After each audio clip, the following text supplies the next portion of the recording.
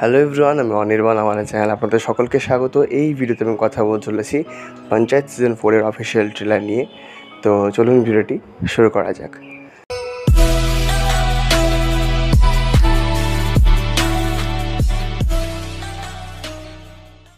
তো পঞ্চায়েত সিজন 4 এটা নিয়ে তোমাদের আগ্রহ অনেকই, এবং অনেকে হয়তো জানেন বা অনেকে হয়তো জানেন না যে পঞ্চায়েতের মেকার্সরা এই সিরিজের হাইপ বাড়ানোর জন্য একটা বিশেষ স্ট্র্যাটেজি নিয়েছিল। তারা একটা সাইট বানিয়েছিল panchayatvoting.com বলে। সেখানে এই মঞ্জু দেবী এবং ক্রান্তি দেবীর ভোটিং করানো হয়েছিল, এবং একটা প্রমোশনাল ভিডিওতে বলা হয়েছিল যে মঞ্জু দেবীকে ভোট করলে অফিসিয়াল যে রিলিজ ডেট রয়েছে তারও আগে সিরিজটা আসবে, এবং আরেকটা ভিডিওতে বলা হয়েছিল ক্রান্তি দেবীকে ভোট করলে মঞ্জু দেবীর যে ডেটটা আর কি দেওয়া হবে রিলিজ ডেট তারও আগে হয়তো সিরিজ চলে আসতে পারে। যাই হোক, এরকম একটা তারা স্ট্র্যাটেজি ফলো করেছিল, এবং কোন ডেটে আর কি দেওয়া হবে সিরিজটা সেটা তো তারা যা হোক জানায়নি, বাট ভোটিংও কী হয়েছে আমি জানি না। কিন্তু সিরিজটার ট্রেলার আজকে আশা করা ছিল, এবং ট্রেলারও এসেছে দুপুর 12টায়, আর নতুন রিলিজ ডেটও ঘোষণা করা হয়েছে প্রায় এক সপ্তাহ আগে, অর্থাৎ 2রা জুলাই সিরিজটা রিলিজ হওয়ার কথা ছিল, এবং 24শে জুন সিরিজটা আসছে। এবার দেখুন, সত্যি বলতে কি পঞ্চায়েত আমাদের এই সিরিজটা খুব পছন্দের, এবং আমরা কেন পছন্দ করি না, এটার কমেডি খুব নিট এবং ক্লিন আর খুব গ্রাউন্ডেড পুরো ব্যাপারটা।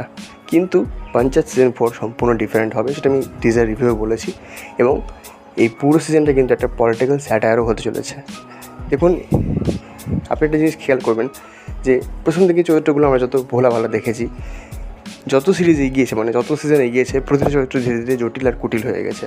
তো সেটাই তারা ফলো করছে, এবং সেভাবেই চিত্রনাট্যের যে চাহিদাটা সেটার জন্য কিন্তু চরিত্রগুলো এরকম পরিবর্তন হচ্ছে। যেমন আমরা দেখতে পাচ্ছি মঞ্জু দেবী বলছে, ভোট নেওয়ার জন্য বলছে যে একটা চায়ের দোকানে গিয়ে বলছে যে এরকম সিঙ্গাড়াটা খাওয়াবে, এবং সে বলবে যে মঞ্জু দেবীর তরফ থেকে ফ্রিতে খাওয়ানো হচ্ছে। আবার এখানে দেখা যাচ্ছে যে ওই সিঙ্গাড়ার ময়দাটা মঞ্জু দেবীর পক্ষ থেকে দেওয়া, আবার আলুটা এদিকে ভূষণের তরফ থেকে দেওয়া। তো বেশ মজাদার মোমেন্ট রয়েছে। এছাড়া আরও অনেক মোমেন্ট রয়েছে যেগুলো বেশ মজাদার হবে। এখানে আমরা সজীবজি আর রিঙ্কির কেমিস্ট্রি তো আরও ভালো দেখতে পাচ্ছি, কিন্তু মজাদার মোমেন্টও রয়েছে। যেমন একটা জায়গা রয়েছে, একটা সবজিওয়ালা ঠেলা গাড়ি নিয়ে আসে আর বলে আলু এলো, সেটা আমাকে ওয়েলকামের কথা মনে করালো নানা পাটেকারের সেই বিখ্যাত আলু এলো সিন। এছাড়াও আরও অনেক সিন রয়েছে যেগুলো মজা দিচ্ছে।